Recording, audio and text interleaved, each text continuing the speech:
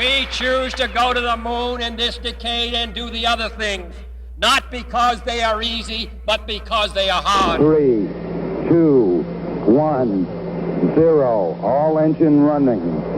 Liftoff. We have a liftoff.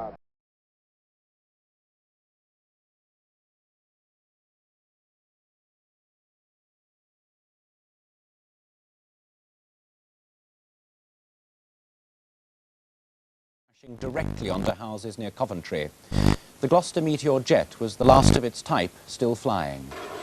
As the air show at nearby Baggington Airport continued, accident investigators, including military police, were examining the wreckage of the twin-engine Meteor.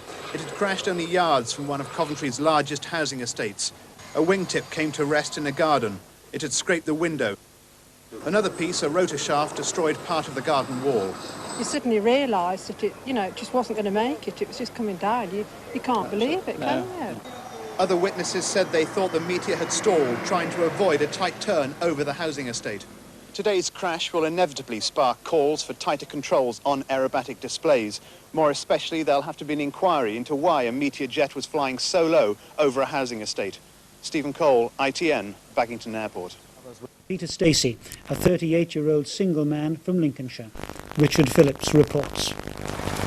The 1950s Meteor jet from RAF Scampton in Lincolnshire had been taking part in the Coventry Air Show 3 miles away. It came down in between two housing estates, showering pieces of engine and bodywork in all directions. The pilot, who was a serving RAF officer, died instantly. People who'd been working in their gardens reported seeing the plane bank and then side-slip into the ground only yards from a school, houses and a railway line. People living on the estate said it was obvious the pilot had struggled to miss their homes. There was a terrific crash and everything blew up, and you could feel the heat from the garden where we were stood, which is a few hundred yards back. But it was very frightening indeed. This jet was the last airworthy Meteor owned by the RAF. Soon after today's accident, members of the Civil Aviation Authority arrived in a Sea King helicopter to begin their investigation. 199 million miles away. The problems, of course, would be huge. It would cost $70 billion, it's reckoned. But Mr. Gorbachev has already hinted that he might be interested in planning such a mission. The scientists are undaunted. They reckon they'd have to spend perhaps 2 or 3 years in space, but at Star City, just outside Moscow, as Mark Easton discovered, they're preparing for it.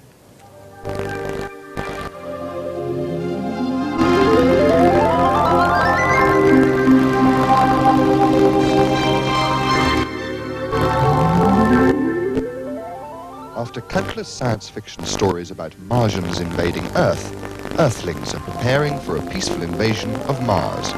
In a giant underwater tank, Soviet cosmonauts prepare for the greatest space adventure ever seriously considered. Meanwhile, identical maneuvers are carried out by colleagues aboard Mir, the permanently manned orbiting space station.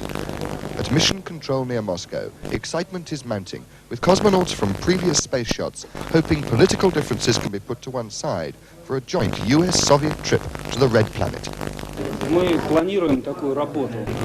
We are longing for the flight with the Americans.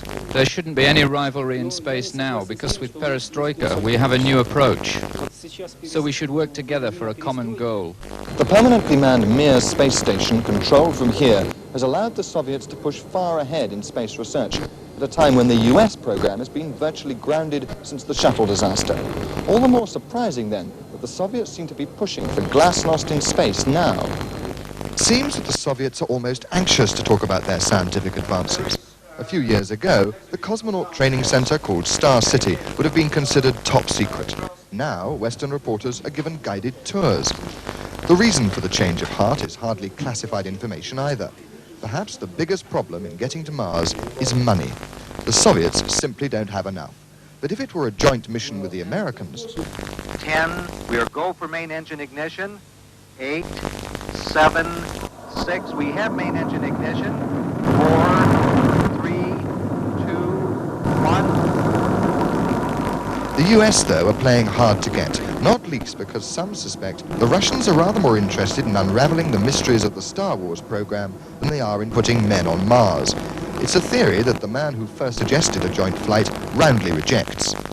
The scientists with whom we cooperate for Halley's Comet, for Phobos, for space astronomy, they try to have nothing to do with Star Wars program. They themselves are very far from any kind of military secrets. So there is no way that we could learn something of military importance from these people. Putting aside the financial problems, a Mars mission also poses huge technical questions. The spaceship would have to weigh several hundred tons, and to lift such an enormous payload is a mind-boggling scientific conundrum. Even if such a rocket could be launched, the journey there and back would take 2 to 3 years. Could a man endure such a mission? Russian researchers have been kept in bed for a year with their heads below their knees to assess the effect of prolonged space travel. And animal research using monkeys has been underway for some time. It hit the headlines last year when a young rhesus called Erosha escaped from his harness. But scientists are encouraged by the physical condition of those returned to monkey mission control. Aboard Mir, cosmonauts have been living and working for up to 10 months at a time. But there is still doubt about the psychological effects of a marathon flight.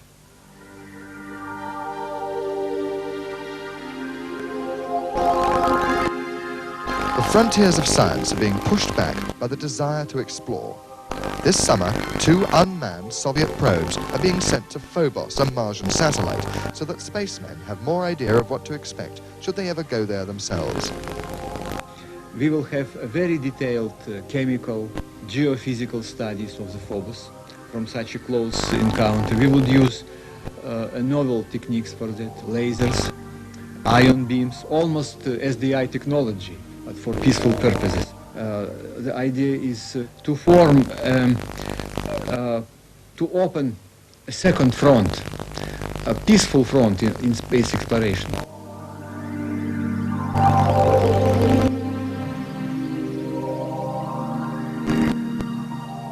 In the final analysis, though, it's not scientists who will decide whether man should go to Mars, it's politicians. Should the present or future US-Soviet summits agree on the idea, one date penciled in for the space odyssey is the year 2001.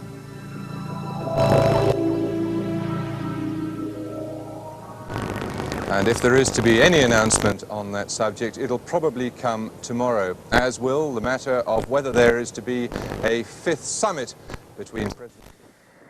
Good evening. 4 people were killed and 98 injured when an Air France A320 Airbus crashed near the border between France and Switzerland. The plane was taking part in a demonstration flight at an airshow near Mulhouse. Spectators saw it fly over the runway and crash into trees.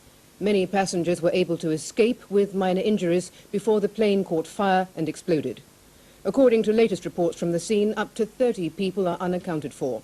But police say many of them could have fled from the area with minor injuries. Tonight, an investigation is underway. Triona Holden in London reports.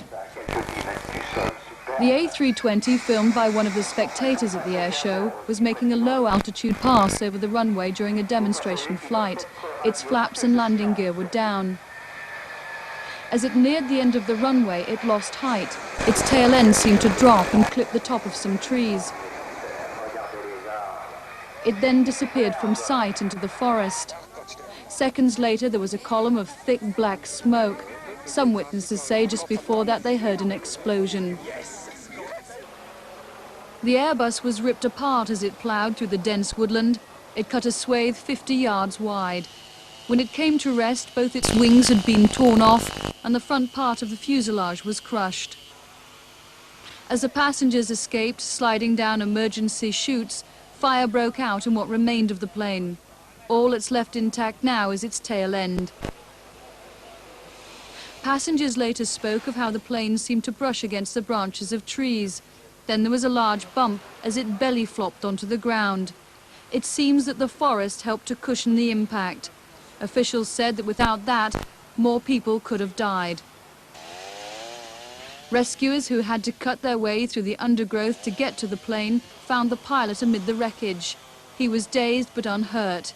He told them that he'd tried to boost the power, but the plane did not respond.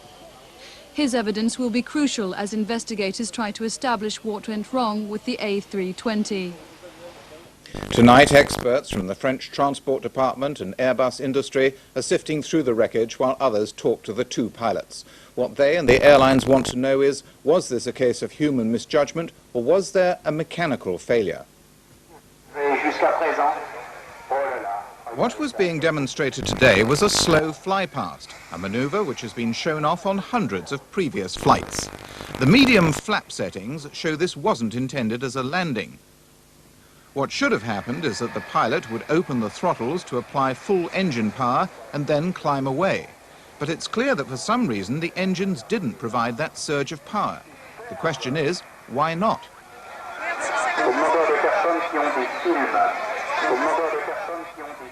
Unlike other commercial jets, the A320 has a computer which can override the pilot. The idea is that if the pilot makes a mistake, the computer can take over and get the plane out of trouble. The system is especially valuable if the plane encounters what's known as wind shear, an invisible downdraft of air while it's coming into land. The A320's fly-by-wire computerized controls and its fuel efficiency have been great selling points. More than 200 of the aircraft were ordered off the drawing board, and the indications are that the eventual production run could run well into 4 figures.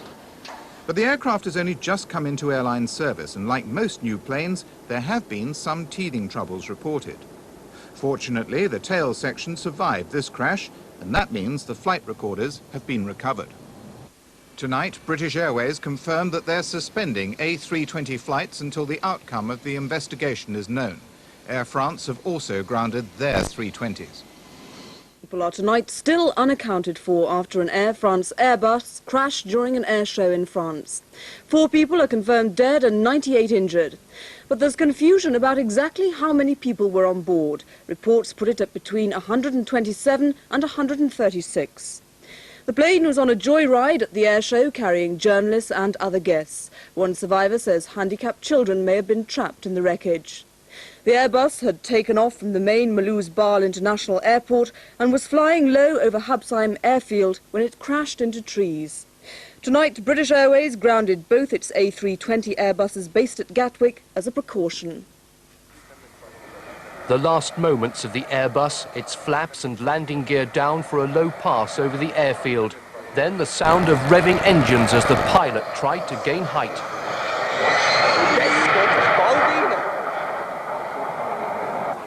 The plane had clipped the trees and crashed, the plume of black smoke testament to the resulting fire.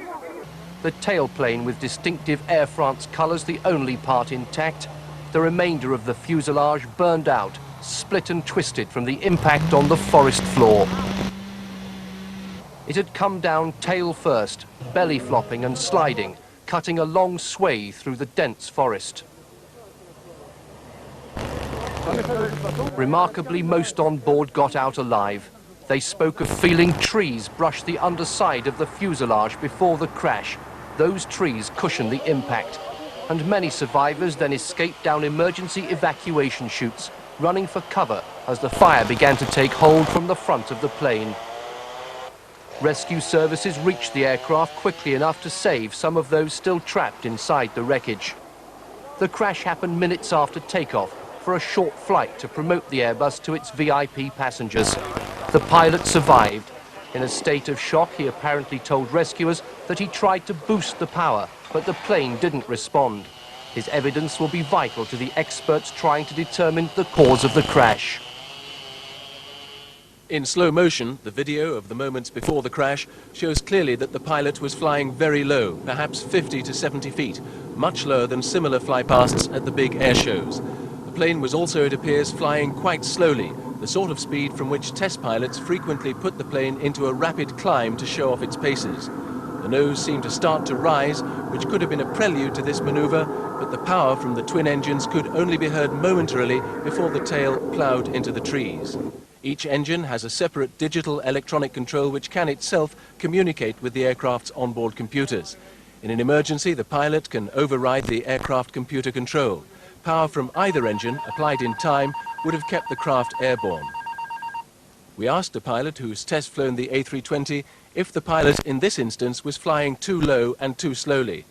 Not in that sense, because even if one engine had failed, the engines are entirely independent, and the aircraft should have been able to climb away quite successfully on one engine alone. So there seems to be no reasonable explanation as to why this loss of power was so great that the aircraft could not climb. The A320 is the latest in the family of planes launched by the four-nation Airbus consortium. Assembly is in France. Major components come from West Germany, Spain and Britain, which makes the wings.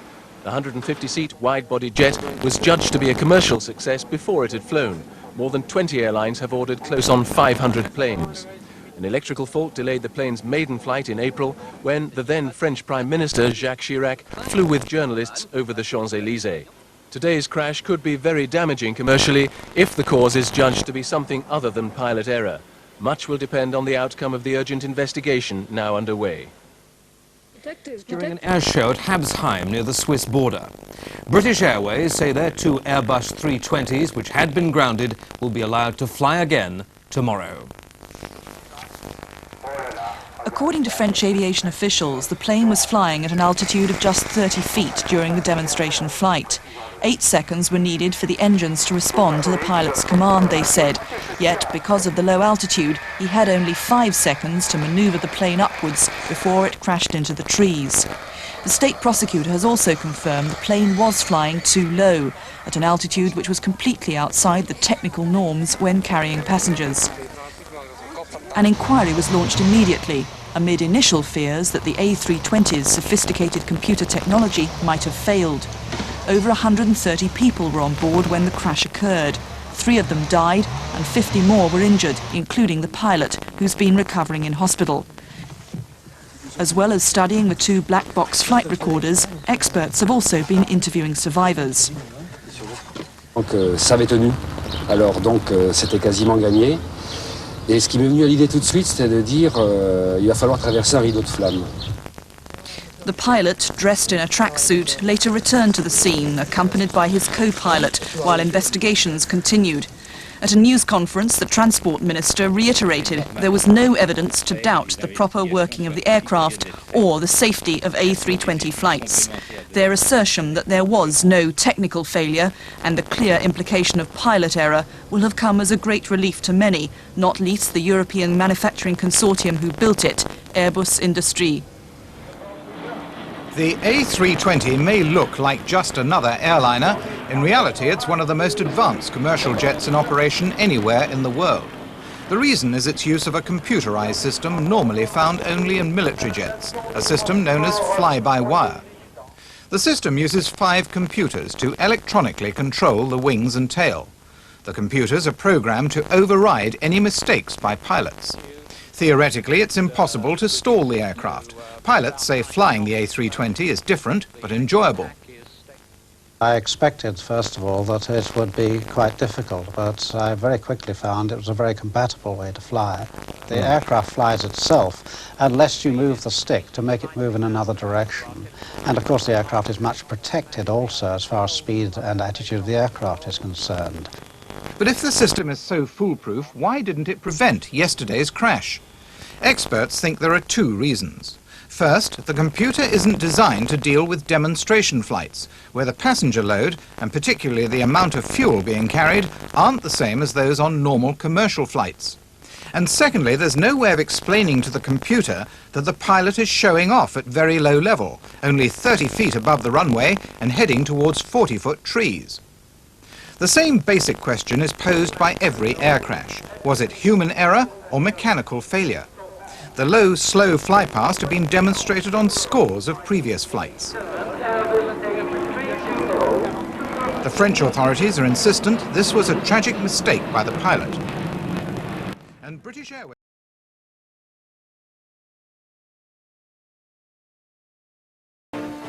The American space program celebrated the 4th of July, the nation's birthday today, by towing the Space Shuttle Discovery to the launch pad in Florida. Discovery is due to be launched on a 4-day manned mission in September, the first American attempt since the Challenger disaster 2.5 years ago. Discovery reached the launch pad just after dawn. It had been a long, slow journey. The Space Shuttle Discovery has begun its journey to the launch pad. Its next trip is into space. It's been a long, hard road back, and for thousands of NASA workers who turned out to watch, it was a moment to savor.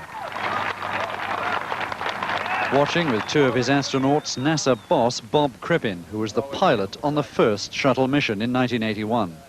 It only looks better when it's taken off. Crippen will have the final say on launch day as to whether the shuttle is safe to fly.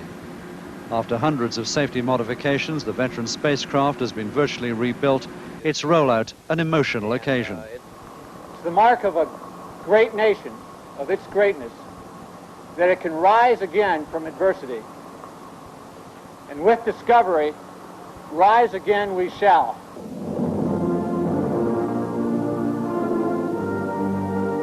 It's perhaps the slowest journey the orbiter will ever make, 7 or 8 hours down to pad 39B, but it's one of great significance. After a delay of over 2 years, the American space program is at last getting back on track. The rollout was a great boost to morale among NASA's workers, thousands of them and their families allowed to drive past Discovery this morning. Liftoff now scheduled for September the 4th. Ken Rees, News at 10, Cape Canaveral. Water in the middle of nowhere, and it doesn't encourage visitors. Until today, when reporters and cameramen sprouted like tulips in spring as the world's major TV companies came to watch a blast-off. It was pure routine, the third launch this week. Only the presence of outsiders highlighted the steady successes of the Soviet space program. Over the past 20 years, it's launched more satellites than the rest of the world combined. The same launch pad was used for the first Sputnik and for Gagarin's first manned mission into space. Within minutes, workmen were preparing it for the next launch, a manned flight on June the 7th. And the Soviet Union is planning to make more news in space soon. It's sending 2 probes towards Mars next month, and the first Soviet space shuttle is expected to be launched this summer. Nearby was the new launch pad being built for the shuttle, and for once, nobody minded us peering at the preparations. This is Brian Hanrahan for the 9 o'clock news at the Baikonur Cosmodrome. Demonstrations of satellites being launched. 2,000 miles from Moscow in the Kazakhstan desert, the Soviet Union is showing a new readiness to open up 30 years of space secrets. This is the Baikonur Cosmodrome, a space city in the wilderness, peopled by a young elite of scientists and cosmonauts who live in a world of rockets and clear desert skies. Down this road in 1961 rode the first of them all, Yuri Alexeyevich Gagarin. Launched from this site by an almost identical rocket that today placed a navigational satellite in orbit.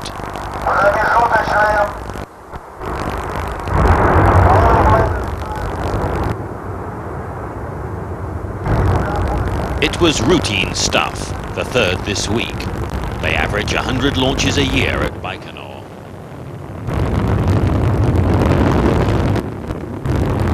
The ancient Soyuz booster is more than 20 years old, but the Soviets claim 98% reliable. Continuity too in German Titov, now a 3-star general, but in 1961 the second Soviet in space. This launch pad is still making history, but it wasn't just technology on display today. There's a political point to all this as well. Space is a Soviet success story, while the Americans remain grounded. With President Reagan arriving in the Soviet Union in just 10 days' time, the point won't be lost. Ian Glover-James, News at 10 at the Baikonur Cosmodrome. Further evidence of Britain's buoyant economy helped the pound recover from yesterday's fall following the drop in interest rates. Closed tonight in New York at $1.86.7 cents, up 0.7 of a cent. The reason was a government budget surplus of £930 million for April. A deficit of £500 million was expected. The manned Soviet mission of the year is carrying 2 Soviet cosmonauts and a Bulgarian. In 2 days' time, the craft will dock with Mir, the orbiting Russian space laboratory. This was the most elaborate television coverage yet of a Soviet space launch, with cameras documenting the day of the 3 cosmonauts as they went through their pre-flight checks and then walked out to report themselves ready to the base commander. He wished them a safe landing, and they set off by bus along the bumpy roads of Baikonur. The camera stayed with them all the way to the launch pad. The first time since Yuri Gagarin went off from this same pad in 1961, the cameras have been allowed so close. There were 2 Soviet cosmonauts and a Bulgarian, Alexander Alexandrov. The Soviet Union offers places on its space flights to friendly nations. An Afghan is to be next. As part of the build-up, Soviet television linked up with the Bulgarian capital, Sofia, and with Alexandrov's hometown, where his mother, friends and relatives were all watching. The commentators in the main flight control center near Moscow were also able to call up pictures from inside the command bunker at Baikonur, where the launch controller watched through a periscope as he sent the rocket off. Soviet launches have a long record of success, but no mother could watch with anything other than anxiety. But within 50 seconds of blastoff, she could see her son saying, "I feel great." The 3 men are to spend 10 days in space. The strength of the Soviet space program is that these flights are now routine. This is Brian Hanrahan for the 9 o'clock news in Moscow. Mr. Rupert Murdoch has denied that his 3 new television channels will lower standards. He said they'll be absolutely first class. Mr. Murdoch, who already owns 5 national newspapers, plans to beam programmes directly into British homes by satellite. From the new year, viewers who buy a small receiving dish costing around £200 will be able to watch the new film, entertainment and news channels. The presentation was appropriately astral. The video rocket's real smoke effects somewhat too realistic, as Mr. Murdoch outlined his plans. We will be bringing, for the first time, a real choice of viewing to the British. At the moment, most homes get the 4 television channels beamed from the usual transmitter. Cable television piped into the home has had limited success. But now there's a new generation of small dishes to receive pictures by satellite. By the end of next year, there will be 7 satellites beaming programmes to Europe. Most will be foreign, but 2, Astra and British Satellite Broadcasting, will be aiming their programmes at Britain. It's Astra with which Mr. Murdoch has signed a contract. He'll be offering 3 24-hour channels of entertainment, news and films, and probably a 4th sports channel. They'll be paid for by advertising. The competition is offering a similar menu, but viewers who want the BSB film channel will have to pay for it. The programmes are received in different ways. Astra will be picked up by a 24-inch wide satellite dish and can be watched on a normal TV, because the signal will be the standard British one known as PAL. BSBs will be received on a smaller 12-inch dish, but the TV needs a device to decode the more sophisticated DMAX system. Both dishes will cost around £200. But some analysts think Astra's may prove more popular because with some adjustment it can pick up both Astra and BSB, whereas BSBs will only pick up BSB programmes. Astra's programmes will start in the new year, BSBs 9 months later. Mr. Murdoch owns 10 foreign television stations. His American station, Fox, broadcast this of a woman trapped in a fire. Did anybody do anything, finally? Yeah, they found her body at 4:45 in the morning. And while his present Sky Channel news comes from his paper The Times, he also owns The Sun. Which market will the satellite go for? What's going to happen here is that the audience is going to fragment, and one is going to be able to direct much more different segments of the audience. And I think that will also create much satisfaction. But will it be like The Sun? I don't know. We may very well. I find the Sun headlines very enjoyable, and so do about 12 million people out there. Now all depends on a satellite launch in November, as successful as in the video. Sarah Cullen, News at 10, Central London. Have been treated to the most extensive live coverage in the 30-year history of the Russian space program. Pictures were of today's successful docking of a Soyuz spacecraft with the orbiting Mir space station. Soyuz was carrying 3 cosmonauts, one of them a Bulgarian. Cosmonaut Musa Manarov welcomed his Soviet colleagues on board the Mir space station as their Bulgarian guest Alexander Alexandrov on the far left looked on impassively. 9 years ago, Alexandrov trained as the backup for a Bulgarian trip to the Soviet space station, a flight which Mission Control aborted. So, after a 9-year wait, today's link-up with Mir was especially sweet for the Bulgarian. Earlier today, Soviet television gave Western analysts a rare treat, showing pictures of Mir taken in space from the approaching Soyuz craft and revealing detailed technical information. Indeed, glasnost has pervaded the whole mission, with Soviet television running NASA-style coverage, including a link-up with Bulgarian television, showing crowds watching the launch 2 days ago in a festival atmosphere. Among them, Alexandrov's mother, clearly pleased by the success of the blast-off from the Baikonur Space Center. Western experts were more interested in this rare view of the launch control bunker and by the clarity of the pictures. They could even pick out ice crystals being thrown off the rocket, and will be spending many hours analyzing pictures the Soviets broadcast for a quite different reason. Went off without a hitch. It's the first freightliner of the space age, a 300 million pound cargo carrier which delivered its payload 20,000 miles away in just over 20 minutes. The trouble-free maiden voyage from Ariane 4's French Guiana launch pad was the 5th success in a row for the European Space Agency programme. It's also the most important. The purpose of the Ariane development programme to capture the growing market for ferrying satellites and other equipment into space. Launching the rocket from French Guiana gives the Europeans an advantage. Because the launch site's near the equator, the rocket gets the maximum possible help from the Earth's spin, almost like a giant slingshot. That means the rocket power can take the satellites nearer to their final orbit, so they use less of their own fuel, and that can extend their life by up to 2 years. On board today's flight were satellites to furnish weather data to 16 European countries, another known as Oscar 13 to serve radio hams, and an American satellite to improve telephone links between Latin America, the United States and Europe. The Ariane family of rockets has evolved through 4 generations since the program began 16 years ago. Launches began in 1979, and since then there have been 19 successful flights, 4 failures, including the destruction in flight of an Ariane in May 1986. Ariane 4's been described as the space workhorse for the 1990s. The number of its boosters can be varied according to its payload. It's the biggest European rocket to date, and it's designed for multiple satellite launches like today's. Among the satellites likely to be released into orbit on the next voyage is the Astra, a 16-channel television satellite on which Mr. Rupert Murdoch's hoping to launch his extraterrestrial service next winter. After a faultless liftoff from French Guiana. Ariane 4 can carry more than 4.5 tons, nearly double the previous payload. Later this year, it's due to launch a 16-channel television satellite to beam programs to home dish receivers.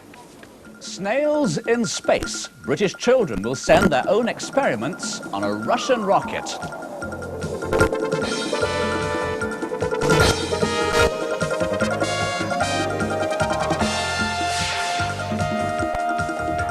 Hello again, and we start today with news of how a group of British children are taking part in a space mission launched by the Russians. A school in London has won the chance to send up scientific experiments in a satellite. The Soviet Union says they'll give the school some room on their next Bicosmos satellite, due to go up next year. This report from Roger. For the last 3 years, Acton High School has been mad about space. They're the only school in Britain to build rockets this big, able to soar to a height of 500 meters. But at the moment, their thoughts are on much bigger rockets. This is the Soviet Union's Biocosmos satellite. Every 2 years, it blasts off with dozens of scientific experiments on board. Now the science classes at Acton High School have become the first in Britain to be given the chance to put an experiment on the satellite.